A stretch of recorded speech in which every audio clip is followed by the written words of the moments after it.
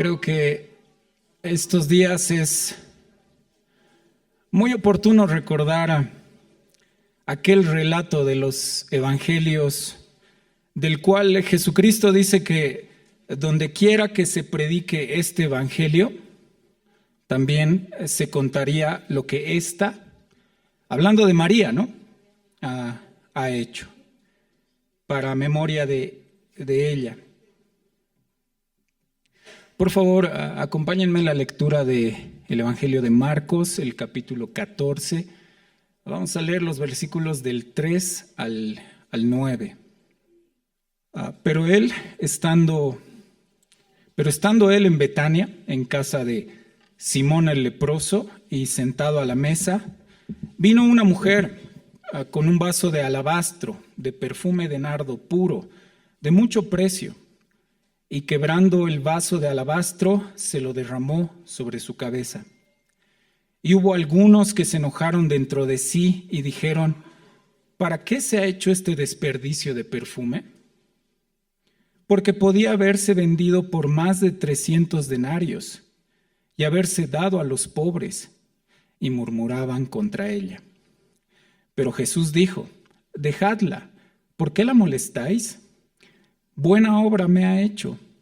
Siempre tendréis a los pobres con vosotros, y cuando queráis les podréis hacer bien, pero a mí no siempre me tendréis. Esta ha hecho lo que podía, porque se ha anticipado a ungir mi cuerpo para la sepultura. De cierto os digo que donde quiera que se predique este evangelio, en todo el mundo también se contará lo que ésta ha hecho para memoria de ella. Para entender mejor esta porción, vamos a desglosar su trama en 3 puntos. Primero, hay un acto hecho por esta mujer, luego una reacción de algunos en el texto, y por último, la respuesta de Jesús. En el versículo 3 dice: pero estando él en Betania, en casa de Simón el leproso, sentado a la mesa, vino una mujer con un vaso de alabastro de perfume, de nardo puro, de mucho precio, y quebrando el vaso de alabastro, se la derramó sobre su cabeza. En este momento Jesús está en Betania, una ciudad que está cerca de Jerusalén, específicamente está al este de Jerusalén.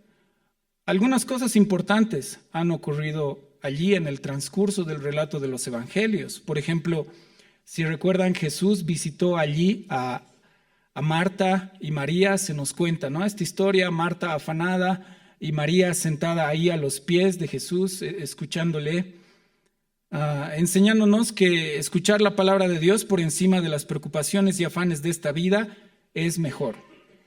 Esta enseñanza nos ayuda a reajustar nuestras prioridades. Allí también se dio en Betania la resurrección de Lázaro, el hermano de María y Marta, uno de los milagros más impactantes de Jesús. Allí también Jesús se hospedó durante la última semana de su estadía aquí en la tierra. Este fue un lugar seguro para él. Él llegaba a Jerusalén y volvía constantemente a Betania. Allí cerca se dan los preparativos para la entrada triunfal en Jerusalén. ¿Recuerdan eso de encontrar un burrito y luego entrar montado? Y también cuando salió hacia Jerusalén de Betania, se nos cuenta que Jesús tuvo hambre y maldice la higuera porque no tenía fruto. Un milagro que simboliza el juicio espiritual. Y creo que también algo muy importante que ocurre ahí es que para su ascensión, Jesús lo sacó afuera hasta Betania y subió al cielo. El texto nos dice que está en casa de Simón el leproso, que es un personaje desconocido para nosotros. No se nos dice nada más acerca de él en esta historia, pero sin duda él ya no es un leproso. Se puede asumir esto porque ya está restaurado en la sociedad, ya puede abrir su casa para una cena como esta. Y no solo eso, por supuesto estaba con Jesús, quien tiene todo el poder para haberlo sanado. Y ahora Jesucristo está ahí en su casa compartiendo con él. En esta cena están presentes aproximadamente unas 16 personas, mínimamente. Jesús, los 12, Lázaro, Simón, al que todavía le llaman el leproso, y Marta sirviéndoles, seguro con afán. Esta cena fue motivada por el amor a Jesús. Seguramente en gratitud por la resurrección de Lázaro y también por la curación de Simón. Creo que es relevante advertir de que cuando Dios hace algo con nosotros, nuestras casas deberían estar abiertas para Él, para su obra, para su servicio. Y en realidad toda nuestra vida, ¿no? Si Dios ha hecho algo en nosotros, todo lo nuestro es suyo. Lastimosamente seguían llamando así a Simón el leproso. Creo que es algo que no deberíamos imitar, ¿verdad? Como que nos llamen a Carlos el Visco o vamos a la célula de Juana la renga. No, creo que eso es algo que no se debe imitar en el texto, pero todavía lo seguían llamando así. Por eso se refieren a que estaban en la casa de Simón el leproso. Ellos estaban ahí compartiendo esta cena. Y entra una mujer. En las narraciones de Marcos no se nos dice quién es, pero si acudimos al Evangelio de Juan, sabemos que es María, la hermana de Marta y de Lázaro, quien quiebra un vaso de alabastro de perfume y lo derrama sobre su cabeza, lo derrama sobre la cabeza de Jesús. El alabastro es un tipo de yeso, en su forma pura, blanca, o también la forma translúcida, se encuentra en depósitos de piedra caliza, en cuevas y en salidas de manantiales. A menudo se usaba para hacer frascos para perfumes. Se consideraba un artículo de lujo.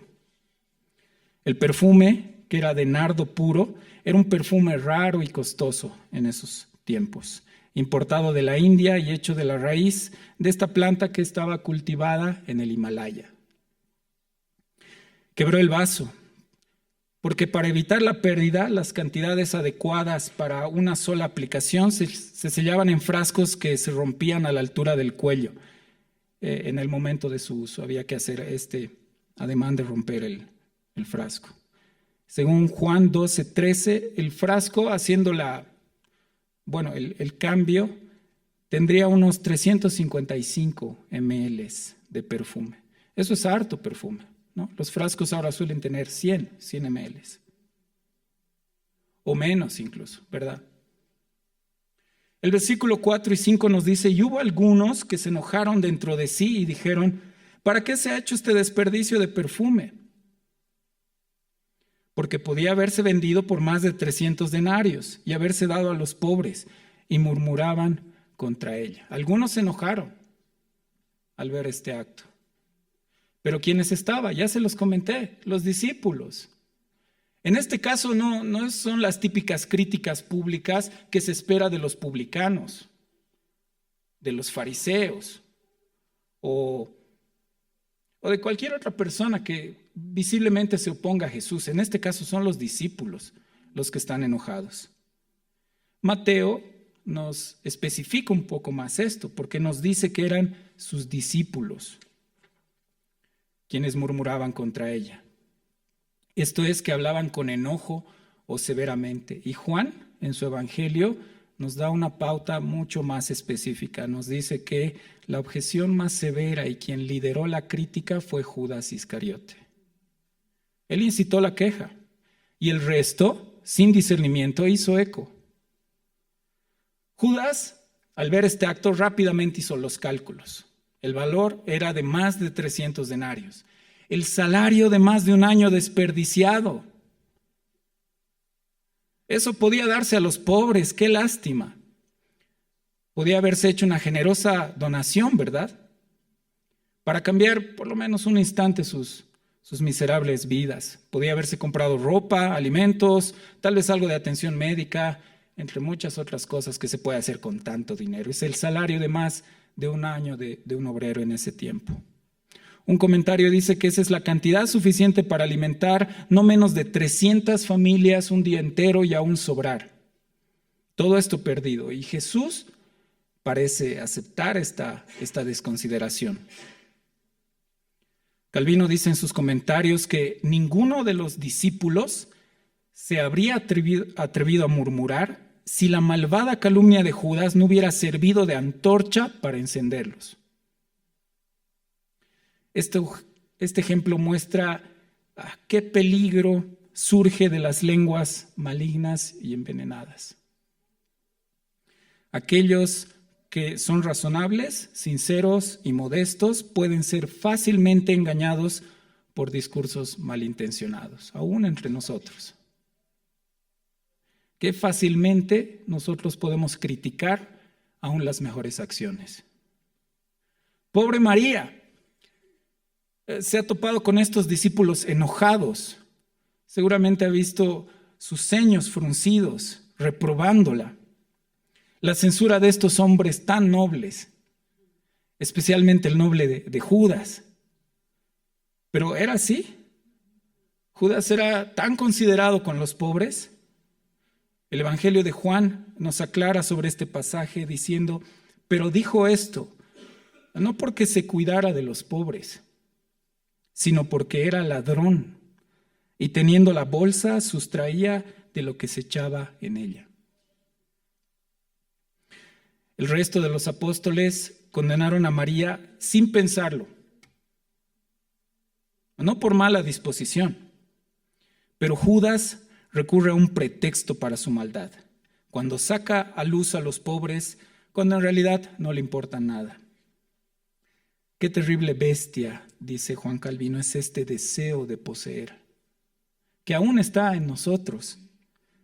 La pérdida de Judas es grande para él. Lo que cree haber perdido es ahora lo que utiliza como una oportunidad para robar. Lo que empuja a tal rabia que no duda en traicionar a Jesucristo después. No solo mentía al hablar así de los pobres, probablemente, como lo hacen los hipócritas, se elogiaba dentro suyo de aquella buena obra que pretendía mostrar delante de todos. Al entregar a Jesús, se esforzó por obtener una compensación por esta pérdida, esta oportunidad perdida para robar, esta pérdida que él creyó haber sufrido. Pero cuando él lo vende por menos de la mitad. ¿Notan ahí su hipocresía? Se queja de este monto y sin embargo él lo vende por menos de la mitad cuando llegó su oportunidad. Eso valía Jesús para él. Y aunque, hermanos, podemos criticarlo con tan duras palabras, a veces vale menos para nosotros. Que lo cambiamos por cosas que no valen, que lo cambiamos por disfrutes temporales, pasajeros, lo cambiamos por una mayor comodidad, lo cambiamos por ganar un poco mejor, tal vez por tener un poco más de dinero. No tenemos tiempo para él. Porque este asunto no es solo económico. Pero ¿cuánto vale Jesús? La respuesta de Jesús que se da entre los versículos 6 al 8, leemos el 6 y el 7 que dice, pero Jesús dijo, dejadla, ¿por qué la molestáis? Buena obra me ha hecho. Siempre tendréis a los pobres con vosotros, y cuando queráis les podréis hacer el bien, pero a mí no siempre me tendréis. Jesús se apresura a defender a María. Y les pregunta por qué la molestan y califica este acto, diciendo, buena obra me ha hecho. No es que Jesús está haciendo caso omiso de la realidad de los pobres. La Biblia en reiteradas oportunidades nos enseña sobre el cuidado de ellos. Debemos tener una consideración con ellos y cuidarlos. Pero había muchas oportunidades para atender estas necesidades. En este caso no. Getsemaní y Gólgota estaban ahí a la puerta. Este era el momento oportuno para honrar y expresar amor a Jesús. Calvino también comenta, tampoco tenemos ninguna razón para dudar de que María fue guiada por un movimiento secreto del Espíritu para ungir a Cristo. Ya que es cierto que siempre que los santos eran llamados a una actuación extraordinaria, eran guiados por un movimiento inusual, para no intentar nada sin la guía y autoridad de Dios. Cristo defendió su causa. Afirmó que era una buena obra a pesar de que el resto la condenó de mala. Aprendamos a dar poco valor a cualquier opinión sobre nosotros, siempre y cuando que sepamos que lo que los hombres condenan, Dios lo aprueba. Cuando el mundo se levante en contra nuestra, seamos consolados de que lo que se considera malo en la tierra, en el cielo se dice que es bueno. Ahora, también debemos cuidarnos de pensar que Dios quiere las formas más costosas de adoración. La pompa, espléndidas decoraciones y exhibiciones. Creer que si no somos desmedidos en el gasto, no estamos adorando de manera adecuada. Debemos cuidarnos de ese pensamiento. Porque en el libro de los Hechos se nos narra que los creyentes se reunían con sencillez de corazón. Porque la adoración es en espíritu y es en verdad. Y estimados hermanos, el texto apunta a algo totalmente diferente. Por lo general, nosotros quienes, si llevamos algo de tiempo en el cristianismo, hemos debido escuchar muchas prédicas acerca de esto, de la adoración que representaba ungir a Jesús. Hay muchas canciones que hablan de eso, como si la adoración fuera ese perfume que llenó la casa. Lo hemos escuchado muchas veces, pero el texto no está apuntando a eso. El versículo 8 dice, «Esta ha hecho lo que podía, porque se ha anticipado a ungir mi cuerpo para la sepultura». El texto no está referido a la adoración. Ahora, por supuesto, no niego que pueda ser algo que esté implícito. Por supuesto, en el corazón de María había una devoción que es digna de ser imitada por nosotros. Pero el texto no está referido a la adoración como tal. Se trata de la muerte de Jesucristo. Esto se prueba no solamente porque el texto omite este concepto de adoración. Si ustedes leen los pasajes paralelos tanto en Mateo como en Juan, no existe esa palabra. Y nosotros debemos hacer una lectura cuidadosa para ver si ese concepto está allí literalmente. Otra de las pruebas que les puedo dar es acerca del contexto inmediato, para saber de qué se está hablando. Los pasajes que se dicen antes y los pasajes posteriores a la porción escogida esta mañana. Los pasajes antes, el versículo 1 y 2 del capítulo 14, porque hemos leído solo desde el 3, nos dicen esto. 2 días después era la Pascua y la fiesta de los panes sin levadura, y buscaban los principales sacerdotes y los escribas cómo prenderle por engaño y matarle. Y decían, no durante la fiesta, para que no se haga alboroto del pueblo. Luego, la porción que hemos leído. Y los pasajes siguientes, el versículo 10 dice, entonces Judas Iscariote, uno de los 12, fue a los principales sacerdotes para entregárselo. Ellos, al oírlo, se alegraron y prometieron darle dinero, y Judas buscaba oportunidad para entregarle. Entonces, ¿cuál es la intención de Marcos ahora para poner esta porción aquí, en la que María está ungiendo a Jesús? Tiene que ver con su muerte. Y más allá de esos 2 argumentos que les di, creo que lo que nos debería bastar para entender de qué se trata este pasaje es que Jesús mismo interpreta el acto. Y lo que él dice es, se ha anticipado a ungir mi cuerpo para la sepultura.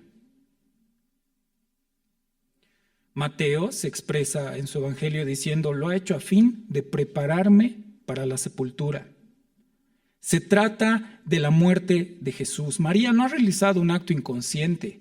Por lo general uno tiene una lectura como si todos ellos estuvieran ahí simplemente cenando y ella entró en un acto de adoración sin saber lo que hacía y de repente acertó. Hizo algo bueno. Hizo algo bueno, de lo cual, aunque fue criticada, luego Jesús la defiende, pero hizo algo bueno. No, esto fue un acto consciente. Ella sabía de qué se trataba. Porque recuerden que era una buena oidora. Y en reiteradas oportunidades Jesucristo antes había mencionado su propia muerte. Una muerte de los cuales ni aun los discípulos querían escuchar. Cerraban sus oídos cuando Jesucristo hablaba de eso. Recuerden a Pedro, cuando Jesús dijo que le era necesario padecer, ser muerto y resucitar al tercer día, le respondió: ten compasión de ti. En ninguna manera esto te acontezca. O recuerden también estos tristes discípulos camino a Emaús que dijeron que estaba muerto aquel que esperaban que redimiera a Israel. Por eso estaban todos tristes, porque el Mesías esperado estaba muerto ahora, olvidando todas las profecías que tenían que ver con esto, porque Jesús debía morir y fue ungido para su sepultura. Se ungía el cuerpo como una práctica tradicional para los muertos. Jesús alude a la unción de los cadáveres con especias y perfume, típicas de esa región en el siglo I. Es que todos ellos no esperaban que su Mesías muriera, olvidando muchas de las profecías del Antiguo Testamento, como la de Daniel 9:25, que dice: se quitará la vida al Mesías. La muerte redentora de Cristo era necesaria en el plan de salvación. Su muerte expiatoria quitaría el pecado del mundo. ¿Tiene esto relevancia con nosotros hoy? Hace más de un año conocí a un hombre que me dijo: ¿qué tiene que ver la muerte de un hombre hace 2000 años con nosotros ahora? Este hombre, cuando era joven, él era uno de esos líderes cristianos muy entusiastas, servía al Señor en todo, muy activo en la iglesia y hasta predicaba. Años más tarde, después de irse a vivir a Noruega, estuvo expuesto al típico material ateo y de teología liberal que siempre desilusiona a los cristianos que son emocionalistas y poco fundamentados. Aquella teología que intenta reinterpretar el cristianismo a la luz de la razón moderna, cuestiona la inspiración y suficiencia de las Escrituras y propone que la Biblia debería ser desmitologizada. Entonces se dejó llevar por la corriente, ya sea atea o liberal en la teología. Entonces en nuestra conversación preguntó: ¿qué tiene que ver la muerte de un hombre hace 2000 años con nosotros? En respuesta, a pesar de mi mala memoria, usé un argumento que fue propuesto por C.S. Lewis, el trilema de Lewis. Un trilema es un problema de decisión que presenta tres soluciones, como un dilema, ¿verdad? En un dilema uno tiene dos posibilidades, pero el trilema tiene tres. Creo que esto es algo un poco obvio. Y es un argumento para defender la fe, un argumento apologético, para decidir si Jesús era o un mentiroso, o un loco, o era quien él dijo que era. Porque Jesús afirmó ser Dios, ¿verdad? Y esta afirmación debe ser verdadera o falsa. Si Jesús afirma que es Dios, ¿esta afirmación es verdadera o es falsa? Si es falsa, para conceder un poco a quienes cuestionan, se nos abren dos oportunidades más. Que Jesucristo sabía que su afirmación de ser Dios era falsa, sabía él, o si lo ignoraba. Él no sabía que su afirmación de ser Dios era falsa, y ahí es donde se nos abren estas dos opciones.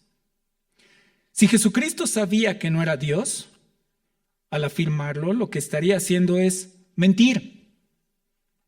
Él sería un mentiroso si dice ser Dios y no lo es. Por ende, también sería un hipócrita, ¿verdad? Pues a los demás les decía que sean honestos y que amen a su prójimo, mientras que él los estaría engañando. Les decía a otros que confiaran en él para su destino eterno, pero él no podría respaldar estas afirmaciones, no podría salvarlos. También sería tonto. Lo siento, son palabras duras, pero en esta lógica también sería tonto porque estas falsas afirmaciones de deidad lo han llevado a morir.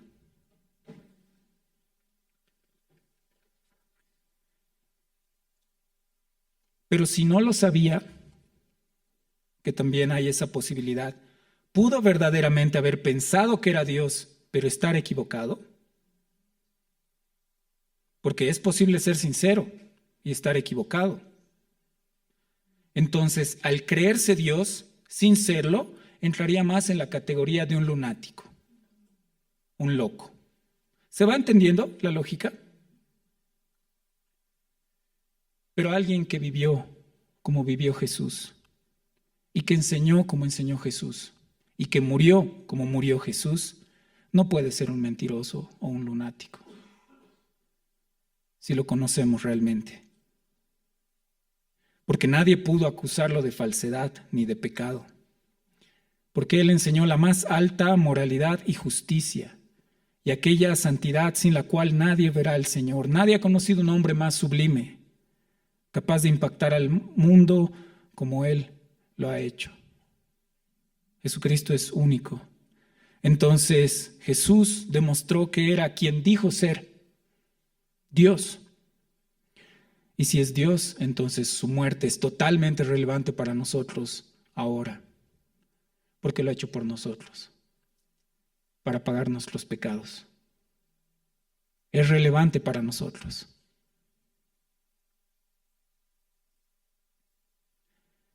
Lee Strobel, que es un ex editor legal del periódico Chicago Tribune en Estados Unidos, narra en El caso de Cristo, que es un libro en el que él cuenta su travesía del escepticismo a la fe, una entrevista hecha a un doctor llamado Alexander Metterel, con título de medicina de la Universidad de Miami. Cuenta en su libro la narración médica y científica del sufrimiento, crucifixión y muerte de Jesús. ¿Quieren escuchar lo que este doctor dice? Los evangelios narran que Jesús comenzó a sudar sangre cuando estaba orando en el Monte de los Olivos, específicamente en el jardín del Getsemaní. Esto no es un lenguaje poético, sino una condición llamada hematidrosis. No es muy común, pero está relacionada con un alto grado de estrés psicológico. Creo que la agonía de Jesucristo empezó mucho antes de la crucifixión como tal. Lo que sucede es que la ansiedad severa provoca la secreción de químicos que rompen los vasos capilares en las glándulas sudoríficas. Como resultado, hay una pequeña cantidad de sangrado en las glándulas y el sudor emana mezclado con sangre. Esto provocó que la piel quedara extremadamente frágil, de modo que cuando Jesús fue flagelado por el soldado romano al día siguiente, su piel ya estaba muy, muy sensible. Además, recordemos que pasó la noche entera sometido a falso juicio, burlas y golpizas. Las flagelaciones romanas eran conocidas por ser terriblemente brutales. Generalmente consistían en 39 latigazos. El soldado usaba un látigo con tiras de cuero trenzado con bolas de metal entretejidas. Cuando el látigo golpeaba la carne, esas bolas provocaban moretones o contusiones, las cuales se abrían con los demás golpes. Y el látigo también tenía pedazos de hueso afilado, los cuales cortaban la carne severamente. La espalda quedaba tan desgarrada que la espina dorsal a veces quedaba expuesta debido a los cortes tan profundos. Los latigazos iban desde los hombros, pasando por la espalda hasta las piernas. Mientras continuaba la flagelación, las laceraciones rasgaban hasta los músculos y producían jirones temblorosos de carne sangrante. Las venas de la víctima quedaban al descubierto y los mismos músculos, tendones y hasta las entrañas quedaban abiertos y expuestos. La víctima podía experimentar un dolor tan grande que le llevase a una conmoción hipovolémica, quiere decir que la persona sufre efectos de la pérdida de una gran cantidad de sangre. Y esto causa 4 efectos. El primero, el corazón se acelera para tratar de bombear sangre que ya no existe en el cuerpo. Segundo, baja la presión sanguínea, lo que provoca un desmayo o colapso en la víctima.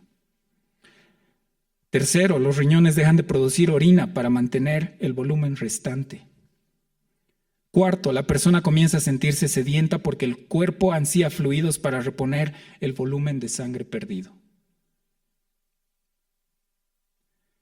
Pusieron sobre su cabeza una corona tejida de espinas a nuestro Señor, y escupiéndole tomaban una caña y golpeaban su cabeza. Jesús se encontraba en condición hipovolémica mientras ascendía por el camino hacia el lugar de la ejecución en el Calvario, llevando el madero horizontal de la cruz de un peso aproximado de entre 30 a 50 kilogramos, por un recorrido de aproximadamente 700 metros. Jesús se desplomó y un soldado romano le ordenó a Simón que llevara la cruz por él. Debido a los terribles efectos de la golpiza que recibió, no hay duda de que Jesús se encontraba en un estado crítico incluso antes de que fuera crucificado. Luego a Jesús lo acostaron y clavaron sus manos en posición abierta en el madero horizontal. Esta viga se llamaba patíbulum y en ese momento estaba separada del madero vertical que estaba clavado al suelo de forma permanente. Los romanos usaban estacas de 12 a 17 centímetros, con puntas muy afiladas. Se las clavaban por las muñecas, que era una posición sólida que trabaría la mano. Si los clavos hubieran penetrado las palmas, su peso hubiera causado que la piel se desgarrara y hubiera caído de la cruz. El clavo atravesaba el nervio mediano. Es ese nervio mayor que sale de la mano y quedaba triturado por el clavo que lo martillaba. Este dolor es similar al que uno siente cuando se golpea accidentalmente en esta parte, ¿verdad? ¿Les ha pasado? En el codo, ¿no? Como en ese huesito, el nervio cubital. Pero ahora imagina tomar una pinza y presionar hasta triturar ese nervio. Ese dolor es similar al que Jesús experimentó. El dolor era tan insoportable que literalmente no existían palabras para describirlo.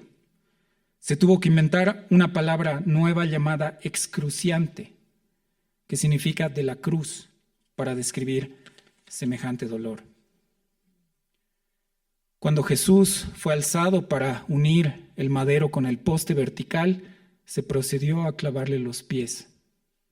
Nuevamente los nervios de los pies fueron triturados y eso debe haber causado un dolor similar al de las muñecas.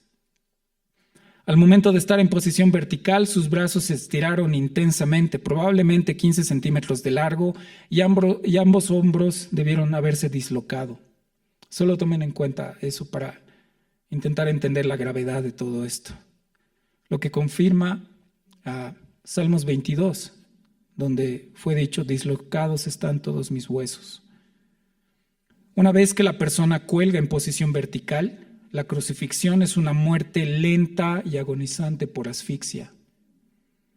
La razón es que la presión ejercida en los músculos pone el pecho en la posición de inhalación. Básicamente, para poder exhalar, el individuo debe empujar hacia arriba con los pies para que la tensión de los músculos se alivie por lo menos un momento.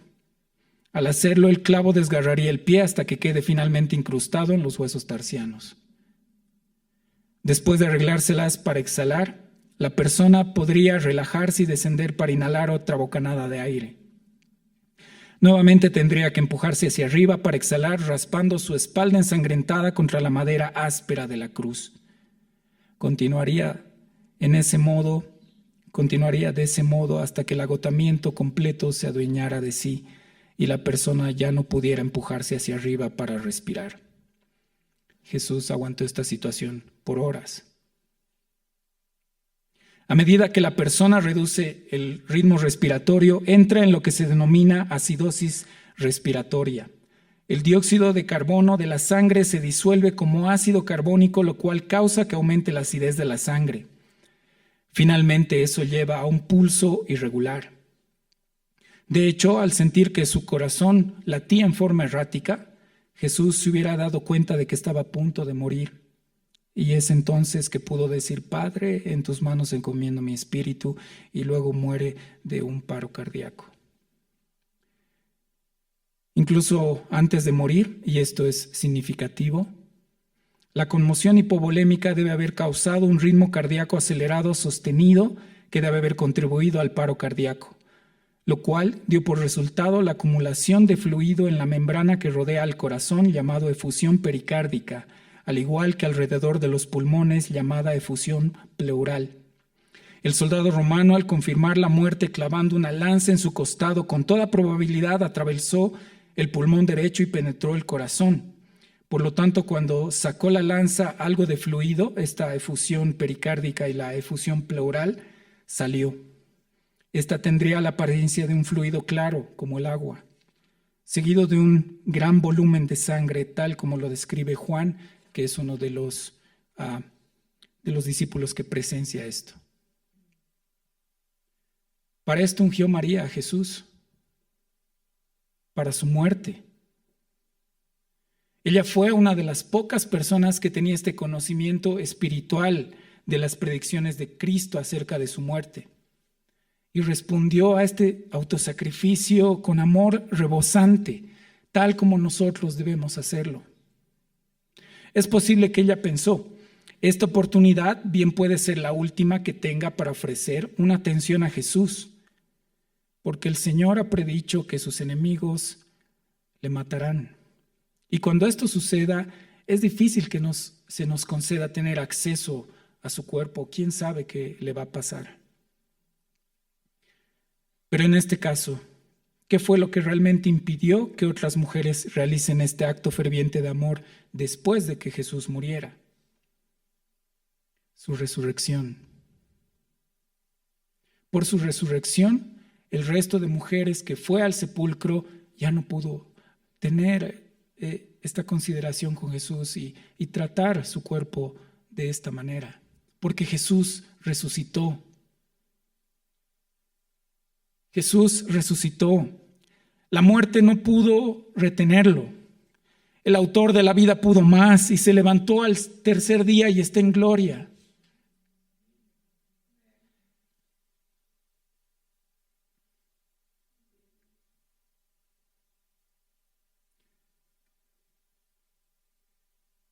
Y por eso tenemos perdón de pecados.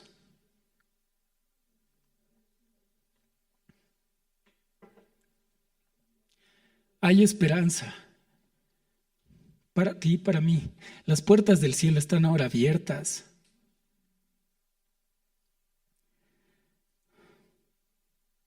Tenemos paz para con Dios. Tenemos sanidad. Tenemos propósito. ¿Cuál? Vivir para su gloria. Y por todos murió, para que los que viven ya no vivan para sí, sino para aquel que murió y resucitó por ellos. Cristo ha muerto para que tú que vives ahora ya no vivas para ti. Ya no vivas para ti mismo, sino para aquel que ha muerto y ha resucitado por ti. Podemos conocerle. Y por su muerte tenemos vida eterna. La ira del Padre ya no está sobre nosotros. Lo único que gobierna nuestra vida es su misericordia. Todas las cosas pasarán y tendremos consuelo de todo el sufrimiento vivido aquí, de todo el dolor experimentado, todas las heridas, las traiciones, las pérdidas, las injusticias, las enfermedades. Estaremos en ese lugar donde Cristo mismo va a enjugar las lágrimas. Ya no habrá más muerte, ni habrá más llanto, ni clamor, ni dolor. De cierto os digo que donde quiera que se predique este evangelio en todo el mundo, también se contará lo que está hecho para memoria de ella. Oremos, por favor.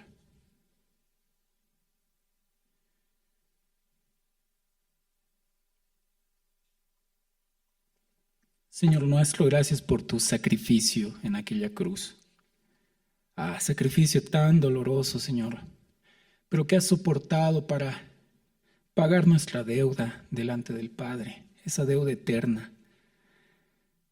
Señor, no solo has sufrido por nosotros, sino también has vivido una vida perfecta y justa en cumplimiento de la ley, para que eso ahora nos cuente para nosotros, como si nosotros fuéramos santos y justos.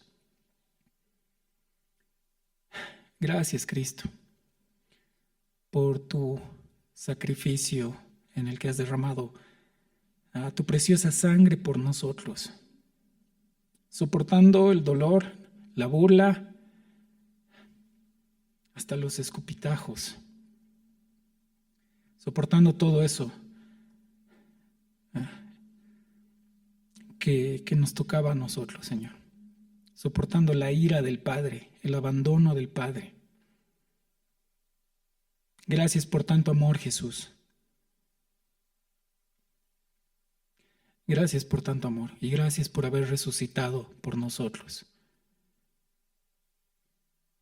Y porque también vienes por nosotros. En el nombre de Jesús. Amén.